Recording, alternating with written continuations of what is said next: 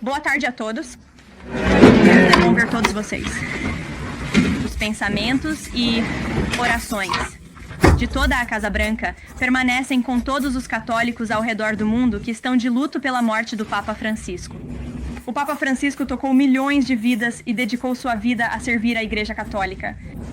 Como um sinal de respeito por sua memória, o presidente Trump ordenou que as bandeiras fossem hasteadas a meio mastro, e ele viajará para assistir ao seu funeral em Roma. O presidente partirá de Washington na manhã de sexta-feira e retornará aos Estados Unidos na noite de sábado após o serviço fúnebre. Posso também confirmar as datas da viagem do presidente ao Oriente Médio. Ele viajará para a Arábia Saudita, Catar e Emirados Árabes Unidos de 13 a 16 de maio. E na quinta-feira desta semana, o presidente Trump receberá o primeiro-ministro da Noruega na Casa Branca para uma visita de trabalho. Os dois líderes discutirão comércio e segurança regional. Esta será a 13ª visita de chefe de Estado do mandato do presidente Trump. Na fronteira, o presidente Trump continua a cumprir sua promessa de tornar a América segura novamente. O Wall Street Journal capturou o efeito Trump em um artigo recente. As travessias de fronteira pararam à medida que as políticas rigorosas de Trump entram em vigor. A Alfândega e Proteção de Fronteiras dos Israel registrou o menor número de travessias na fronteira sudoeste da história em março, e estamos vendo os mesmos sucessos em nossa fronteira norte. Veja como o New York Post descreveu isso.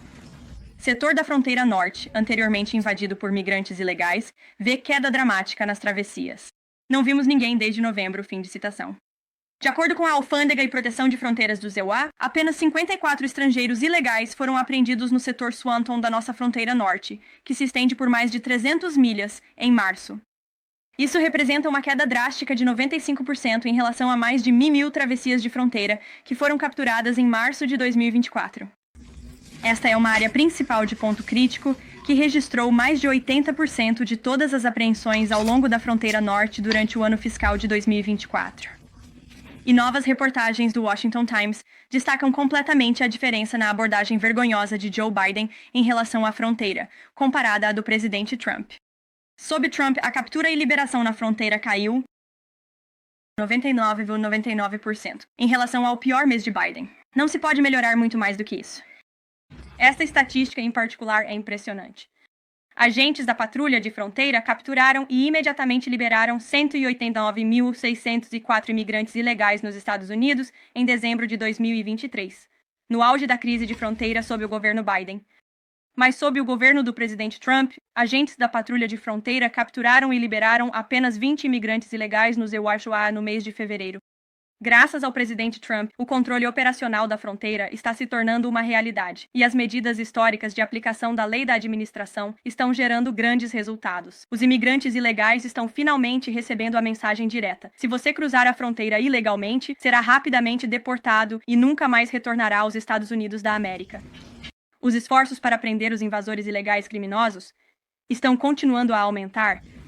O ICE Chicago prendeu um cidadão mexicano condenado por agressão sexual predatória de uma criança no condado de Cook, Illinois. Esta semana, o ICE de Denver prendeu um cidadão mexicano condenado por agressão sexual de uma criança, no condado de Houston, Texas. O ICE de Miami prendeu um nicaragüense condenado por agressão agravada no condado de Hillsborough, Flórida. O ICE de Houston prendeu um cidadão salvadorenho condenado por tentativa de agressão sexual de uma criança e fuga no condado de Dallas, Texas.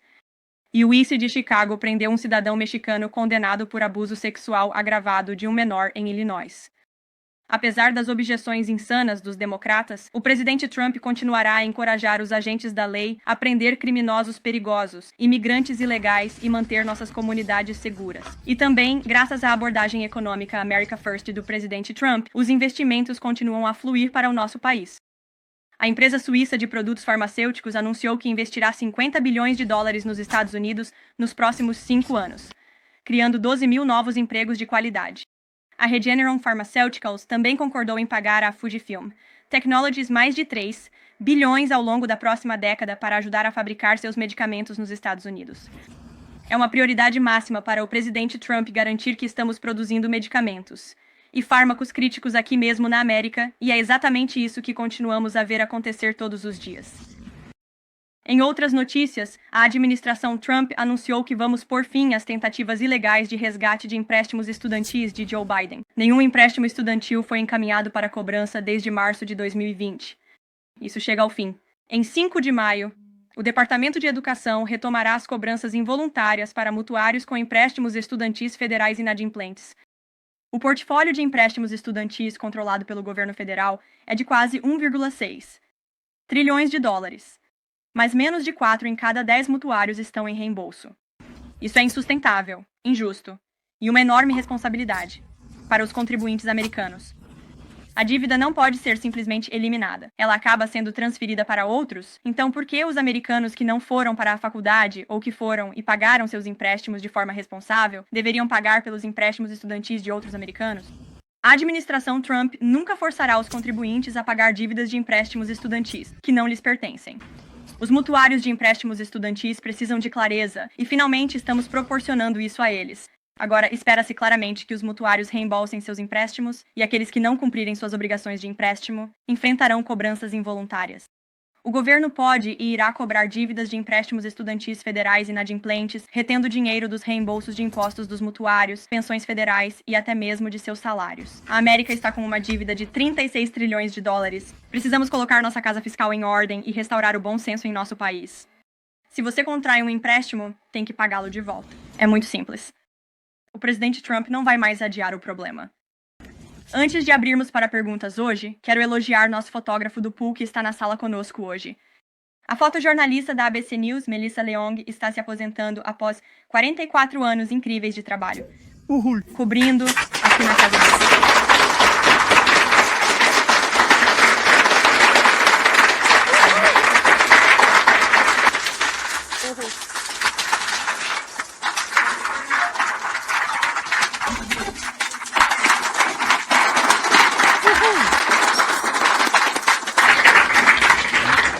Melissa, parabéns. Você recebeu a maior salva de palmas que já ouvi nesta sala. Então, há algo em que todos podemos concordar, que você teve uma carreira incrível aqui cobrindo a Casa Branca. Obrigada. Então, parabéns pra você. Agradeço. Esperamos que você aproveite a aposentadoria. Sim. Tenho certeza de que você vai. E todos os outros na sala ficarão muito invejosos de você enquanto você aproveita seu descanso. Tudo bem. Vamos começar. Temos um indivíduo em nosso assento de nova mídia hoje. O nome dele é Tim Pool. Ele é um comentarista político e um empreendedor de mídia com milhões de seguidores, uma plataforma muito grande. Atualmente apresenta o Timcast IRL, um programa diário de notícias e discussões, e The Culture War, um podcast semanal que explora questões culturais e políticas. Seus programas apresentam conversas aprofundadas sobre temas como liberdade de expressão, censura, política de identidade e mudança social, frequentemente envolvendo uma gama diversificada de convidados. Ele está em Washington hoje porque também estamos organizando uma fila de mídia local do outro lado da rua, no edifício Eisenhower, o que é um testemunho do nosso compromisso em trazer novas vozes para a Casa Branca para cobrir o presidente e esta administração. Então, Tim, por que você não começa hoje? Sim, muitas dessas organizações que estão representadas nesta sala marcharam em uníssono em narrativas falsas, como a farsa dos Very Fine People, a difamação de Covington e agora o que está sendo chamado de farsa do homem de Maryland, onde um membro da gangue MS-13, julgado por 2 juízes diferentes, acredito eu, está sendo simplesmente referido como um homem de Maryland, repetidamente. Agora, em um esforço da Casa Branca para expandir o acesso a novas empresas, você criou este novo assento de mídia. Então, estou me perguntando se você pode comentar sobre, após essa expansão você teve, e vários meios de comunicação depreciaram, as empresas que você teve aqui, assim como os repórteres. Estou me perguntando se você poderia comentar sobre o comportamento não profissional, bem como elaborar se há planos para expandir o acesso a novas empresas. Claro. Bem, certamente damos boas-vindas a pontos de vista diversos nesta sala, que é uma das razões pelas quais temos você aqui. E há muitos rostos novos nesta sala em comparação com as administrações anteriores. Queremos dar boas-vindas a todos os pontos de vista nesta sala. Damos boas-vindas a jornalistas imparciais que realmente se importam com a verdade, os fatos e a precisão. E você apontou corretamente a história do homem de Maryland, que eu deste púlpito, quando o Atlantic a publicou naquele primeiro dia, vim a este púlpito e disse, isso está errado. A imprensa nesta sala tem essa história errada. E temos visto mais e mais evidências surgirem que sempre tivemos. Sempre estivemos certos. O presidente sempre esteve do lado certo desta questão ao deportar este criminoso ilegal de nossa comunidade. E é desprezível ver a mídia continuar a se referir a este indivíduo como alguém que é apenas um homem pacífico vivendo sua vida em Maryland. Este foi, e sempre foi, um criminoso ilegal. Um membro da gangue MS-13 e um terrorista estrangeiro designado, e a administração mantém nossa posição de deportar esses indivíduos de nossa comunidade. Então, obrigado por estar aqui, Tim. É ótimo ver você. Obrigado. Dasha, por que você não começa? Obrigado, Caroline. De nada. Eu realmente aprecio isso. Eu tenho duas perguntas. Uma sobre o Pentágono e outra sobre a economia. Você disse na Fox News que todo o Pentágono está trabalhando contra o secretário Hegseth, mas as pessoas que foram demitidas eram do próprio grupo de Hegseth. Então, como você explica isso? E o que você diz sobre as preocupações de que isso seja uma má gestão? Eles eram funcionários do Pentágono que vazaram informações contra seu chefe para agências de notícias nesta sala. E está claro, desde o primeiro dia desta administração que não vamos tolerar indivíduos que vazam para a mídia tradicional, especialmente quando se trata de informações sensíveis. E o secretário de Defesa está fazendo um trabalho tremendo e está trazendo mudanças monumentais para o Pentágono. E há muitas pessoas nesta cidade que rejeitam mudanças monumentais, e eu acho, francamente, que é por isso que vimos uma campanha de difamação contra o secretário de Defesa desde o momento em que o presidente Trump anunciou sua nomeação perante o Senado dos Estados Unidos. Deixe-me reiterar, o presidente apoia fortemente o secretário Hegseth e as mudanças que ele está trazendo para o Pentágono, e os resultados que ele alcançou até agora falam por si mesmos. Há uma investigação do FBI sobre os vazamentos. O secretário disse que essas pessoas seriam processadas. Então, o FBI está investigando? Você teria que perguntar ao FBI. Você teria que perguntar ao Departamento de Justiça sobre o que eles planejam fazer, mas certamente levamos os vazamentos com a máxima seriedade em toda esta administração. Você viu pessoas sendo demitidas do Departamento de Segurança Interna? O presidente deixou claro que é um comportamento inaceitável. Sobre a economia, Caroline. Peter Navarro disse que é perfeitamente possível fazer 90 acordos em 90 dias. Ainda não vimos nenhum. Quão em breve poderemos ver um acordo e que evidências você pode compartilhar de que progresso está sendo feito nessas negociações comerciais? Claro. Bem, eu falei com toda a nossa equipe de comércio esta manhã. Há muito progresso sendo feito. Agora temos 18 propostas no papel que foram apresentadas. A equipe de comércio. Novamente, estas são propostas no papel que os países propuseram à administração Trump e ao nosso governo. Você tem o secretário Besson, o secretário Lutnick, o embaixador Greer, o diretor do NEC Hassett e o Peter Navarro, toda a equipe de comércio, se reunindo com 34 países só nesta semana. Estamos nos movendo na velocidade Trump para garantir que esses acordos sejam feitos em nome do trabalhador americano e do povo americano. E apenas ontem, pareceu se perder um pouco nas notícias, e eu acho que é um desserviço ao público americano que isso tenha acontecido, o vice-presidente anunciou termos de referência para um acordo comercial com a Índia. Isso é um grande negócio. Sabemos, quando olhamos para os números, as barreiras comerciais monetárias e as barreiras comerciais não monetárias. Da Índia, eles têm explorado os Estados Unidos e os trabalhadores americanos por muito tempo. Portanto, o fato de o vice-presidente com o primeiro-ministro Modi nessa viagem à Índia ter anunciado esses termos de referência, que são essencialmente uma estrutura para avançar. Assinar um bom acordo comercial entre nossas duas nações é um grande progresso. E isso reflete a ética de trabalho e o verdadeiro esforço que está sendo colocado nesse trabalho pela equipe de comércio do presidente. Claro, vá em frente. As propostas de que você fala são suficientes para estender as pausas nessas tarifas recíprocas? Ou o presidente precisa ver, esses acordos assinados e firmados para oferecer algum tipo de extensão adicional além dos 90 dias? Bem, veja, pergunte-me em julho quando o prazo chegar. Eu sei que estarei respondendo a essas perguntas de todos vocês nesta sala ainda há muito tempo. E a equipe de comércio do presidente está trabalhando novamente na velocidade de Trump o mais rápido que podem para garantir que esses acordos possam ser feitos. Conversas com a China já estão acontecendo? Na verdade, eu tenho algo para compartilhar sobre isso. Eu perguntei ao presidente sobre isso antes de vir aqui, e ele queria que eu compartilhasse com todos vocês que estamos indo muito bem em relação a um potencial acordo comercial com a China. Como mencionei, agora há 18 propostas em mais de 100 países ao redor do mundo que querem fazer um acordo com os Estados Unidos da América. E o presidente e a administração estão preparando o terreno para um acordo com a China. Então sentimos que todos os envolvidos querem ver um acordo comercial acontecer e a bola está se movendo na direção certa. Claro. O cenário para um acordo com a China. O que isso significa? O presidente falou diretamente com Xi? Não tenho nada para relatar sobre uma conversa direta entre o presidente e o presidente Xi, mas continuaremos a mantê-los atualizados. O secretário Bezante teria dito hoje aos investidores que o impasse comercial com a China, ele espera, será desescalado em breve. Porque, como ele descreveu, a situação é insustentável. O presidente está considerando tomar medidas para desescalar a situação? Novamente, acabei de ler para vocês palavras diretamente do presidente dos Estados Unidos. Isso foi há poucos momentos. É onde está a cabeça dele agora? Claro. Caroline, tenho duas perguntas. Uma sobre imigração e outra sobre a China. Primeiro sobre imigração. Quantos imigrantes ilegais e estrangeiros temos em nosso país e quantos a administração planeja deportar? Claro. Bem, você teria que perguntar ao Departamento de Segurança Interna por um número específico, mas suspeitamos que seja definitivamente na casa dos milhões. Talvez mais de 20 milhões de pessoas que foram permitidas entrar no país ilegalmente pela administração anterior. E o presidente e sua equipe estão focados em deportar o máximo que pudermos e estão agindo o mais rápido possível. A equipe do presidente deixou claro que precisamos de mais financiamento do Congresso para fazer mais. Precisamos de mais agentes do ICE no campo fazendo este trabalho muito importante. E também precisamos que juízes de tribunais distritais rebeldes parem de agir como ativistas judiciais tentando impedir a administração de deportar criminosos ilegais do interior do nosso país.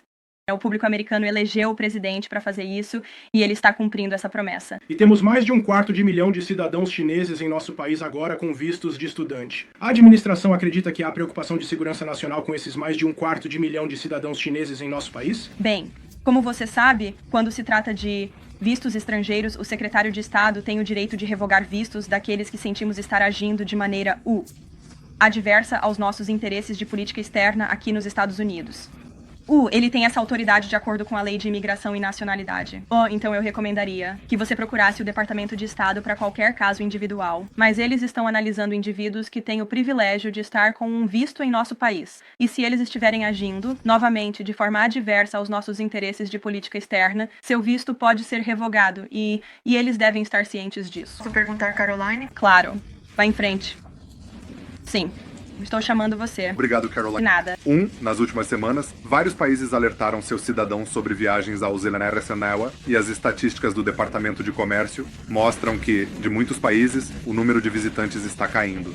A Casa Branca tem alguma mensagem para as pessoas que possam estar reconsiderando viagens de negócios ou turismo para os Scanner? Onde você viu esse relatório? Bem, as estatísticas vêm do Departamento de Comércio. Disse o quê? É difícil te ouvir, desculpe. Que o número de visitantes de muitos países caiu nos últimos 3 meses. Eu teria que olhar esse relatório. A maioria reconhece que os Estados Unidos são ótimo para negócios. É mais seguro do que há 4 anos. Ok. Libby, bom te ver. Caroline, uma pergunta sobre este próximo anúncio do HHS para proibir corantes alimentares. Durante a primeira semana da administração, a FDA anunciou que está retirando seu plano de proibir cigarros mentolados. Então, 2 perguntas para você. Como você concilia a retirada da proibição de cigarros mentolados e, em seguida, o anúncio desta proibição de corantes alimentares? E como o presidente se sente sobre esta próxima proibição que a RFK vai anunciar? Claro. Veja, o secretário de Saúde e Serviços Humanos, o presidente o nomeou porque confia nele para tornar este país saudável novamente. Não é apenas um slogan, é realmente um movimento que abriu caminho em todo o país. Há milhões de pessoas que acreditam em RFK Jr., o secretário Kennedy, e no que ele está fazendo. Eu não quero me adiantar ao HHS com este anúncio histórico mais tarde e os detalhes dele, mas, obviamente, o secretário sente que tem razão e evidências para anunciar a proibição de corantes artificiais mais tarde, e vou deixá-lo falar sobre isso esta tarde. Phil. O presidente iniciou o processo de reclassificação de mais de 50 mil funcionários federais como Schedule F. Já vimos ele avançar por várias agências governamentais. Estou curioso. Devemos esperar. Demissões em massa ou isso será uma abordagem caso a caso? Um bisturi ou uma marreta? Bem, veja, como você viu na sexta-feira, o presidente divulgou uma declaração sobre isso. O escritório de gestão de pessoal, Shaw, reclassificou os trabalhadores. Agora eles são chamados de política carreira programada, né? E tudo o que o presidente está tentando fazer é garantir que os trabalhadores federais sejam responsabilizados por comportamento corrupto. Se eles estão envolvidos em corrupção como trabalhadores do governo, não deveriam mais ter seu emprego. Acho que isso é bastante senso comum. Ele também acredita que os burocratas devem agir de acordo com a vontade do público americano que elegeu devidamente este presidente. Não apenas este presidente, mas todos os futuros presidentes. Se você trabalha para o governo, deve aderir à vontade do público americano e avançar os objetivos e interesses da administração. E se você não está fazendo isso, então deveria procurar outro emprego, com cujos interesses você se alinha. Então, quanto a demissões específicas, eu o encaminharia para as agências específicas, mas o presidente, com este movimento, e o escritório de gestão de pessoal, facilitará a remoção de burocratas rebeldes que estão envolvidos em compor em corrupção. Claro. Bem, rapidamente, um tribunal federal decidiu na última quinta-feira que o domínio do Google sobre a publicidade online e os mercados de tecnologia violou as leis antitrust dos Estados Unidos. Eu sei que o presidente conversou com várias pessoas do setor de tecnologia e, você sabe, o CEO do Google estava até na sua posse. Estou curioso, qual é a reação do presidente a essa decisão judicial? Vou ter que perguntar a ele e volto para você, Phil. De nada, John. Boa sorte, carolinista. Tenho algumas perguntas econômicas para você. Kevin Hassett tem sido um conselheiro econômico-chave para o presidente em ambos os seus mandatos em 2020. E ele ainda é. Acabou de estar no meu escritório. Com certeza. Em 2022, ele disse que a independência do Fed é super importante. Essa é uma citação direta. Isso é algo que o presidente subscreve? Ele ainda acredita na independência do Federal Reserve? Olha, eu acho que o presidente deixou sua posição sobre o Fed e sobre Powell bem claro. O presidente acredita que eles têm feito movimentos e tomado ações em nome da política, em vez de em nome do que é certo para a economia americana. O presidente tem o direito de expressar seu descontentamento com o Fed, e ele tem o direito de dizer que acredita que as taxas de juros deveriam ser mais baixas. Ele acredita que os americanos deveriam poder tomar empréstimos a um custo mais baixo do que atualmente. E eu também falei com Kevin Hassett sobre o Fed, e ele colocou em questão a independência do Fed. E se eles estão realmente agindo novamente no melhor interesse da economia, ou se estão fazendo isso por razões partidárias? O presidente quer ver as taxas de juros mais baixas. Ele deixou isso bastante claro. Desculpe. Mais uma carolinista sobre, eu disse, duas perguntas econômicas sobre o dólar. Vimos o dólar em mínimas de vários anos em relação ao euro e outras moedas ao redor do mundo. É política da administração ter um dólar forte? Como ela vê o dólar em relação a outras moedas ao redor do mundo? O presidente quer ver o dólar permanecer como a moeda de reserva mundial para nossa estabilidade fiscal a longo prazo e nosso crescimento econômico. Ele tem sido bastante claro sobre isso. Carolina. Claro. Duas perguntas. E depois para a mulher atrás de você que eu não vi antes. Bem-vinda. Vai em frente, Mary. O Dia da Terra e depois a Suprema Corte, se estiver tudo bem. Isso mesmo. É o Dia da Terra. Sim. Feliz Dia da Terra, pessoal. Eu vi o presidente falando sobre o acúmulo de lixo da China no Pacífico. E então acredito que Liz Zeldin está indo para San Diego para investigar a pilha de esgoto do México. Você pode falar sobre o que a Casa Branca planejou para o Dia da Terra e qualquer coisa nessa área arena? Claro. Eu tenho pontos da EPA. O administrador Zeldin está fazendo um trabalho fantástico e eles estão sempre compartilhando suas conquistas com a Casa Branca, o que apreciamos muito. Ele estará viajando. Acredito que ele esteja na Califórnia hoje. Para a situação de esgoto, o administrador M. Zeldin se encontrou com seu homólogo mexicano para discutir as medidas que o México precisa tomar para garantir que a água que entra nos Estados Unidos seja limpa e segura. E ele está realizando uma conferência em San Diego hoje com autoridades eleitas e partes interessadas locais sobre a crise de esgoto do rio Tijuana.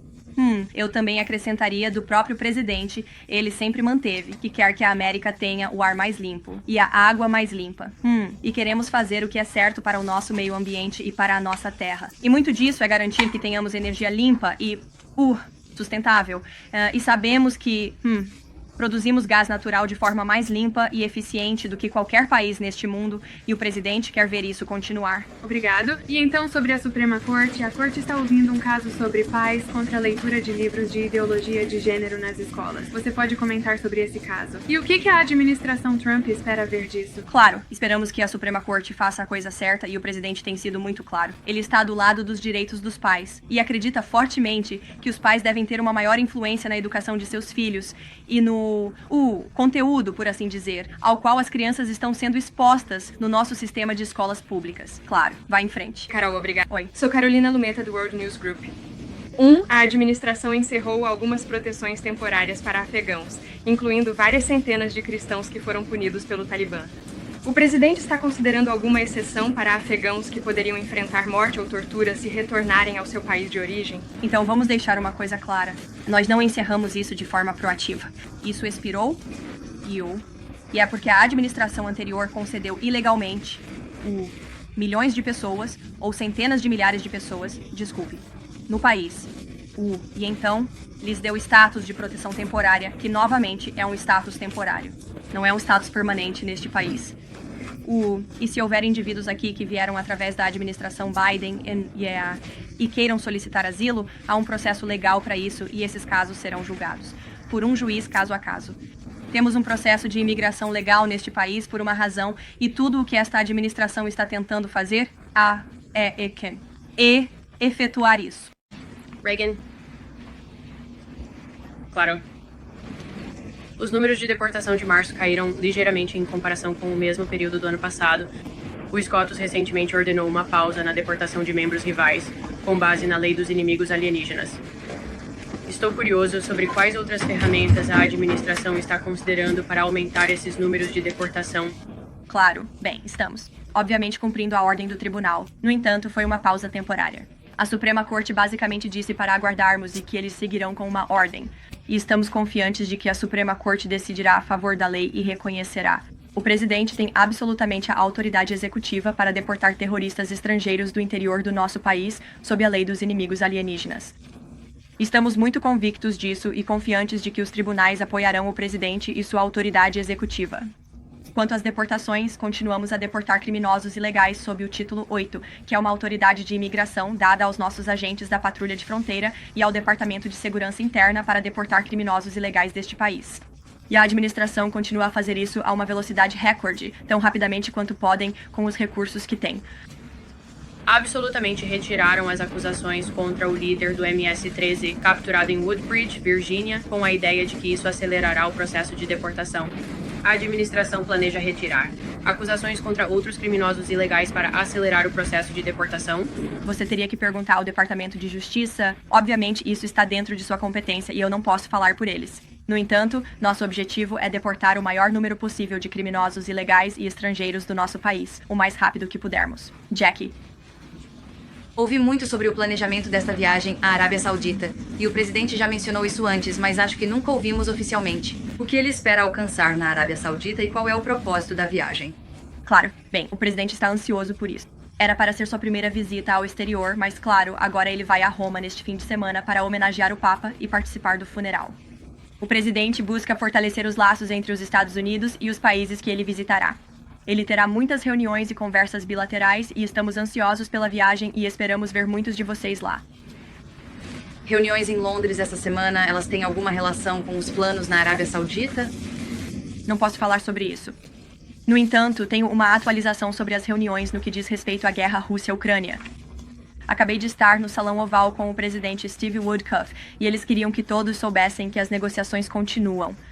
Sentimos novamente que estamos esperançosamente nos movendo na direção certa. E o enviado especial, Steve Woodcuff, irá novamente à Rússia no final desta semana para continuar as conversas com Vladimir Putin. E por que Rubio não está indo para Londres? Ele está acompanhando Witchcraft a Moscou.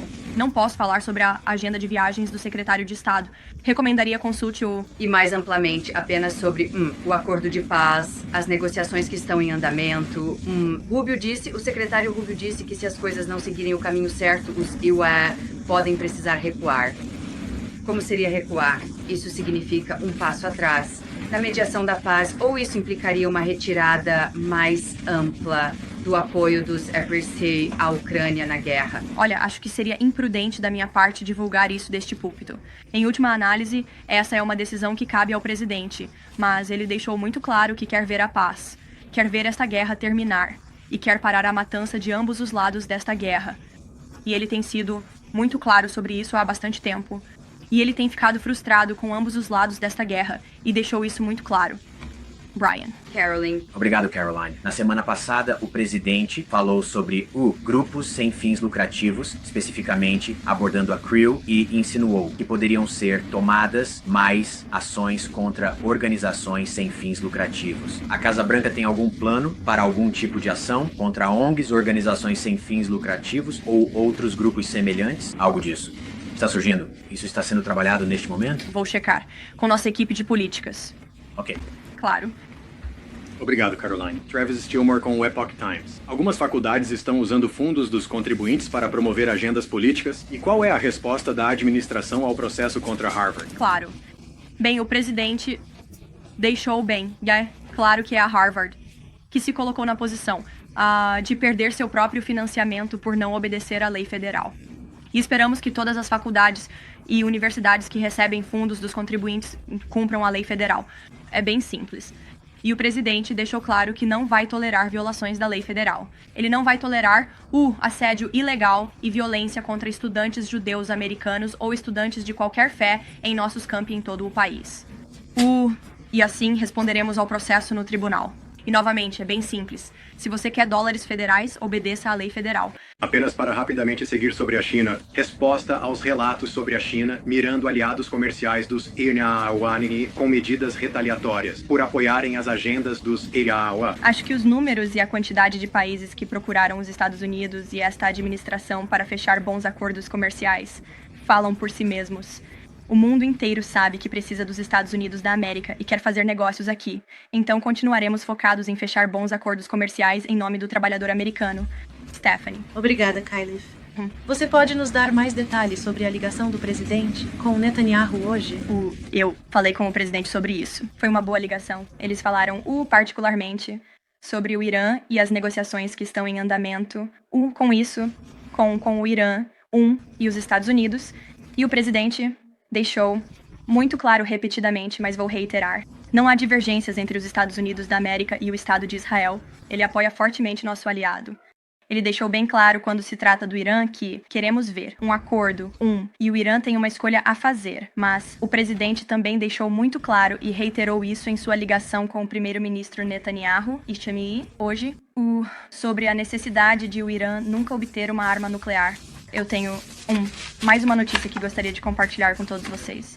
Só me dê um segundo para encontrá-la, e é em relação ao ataque terrorista, que ocorreu na Índia, mais cedo hoje.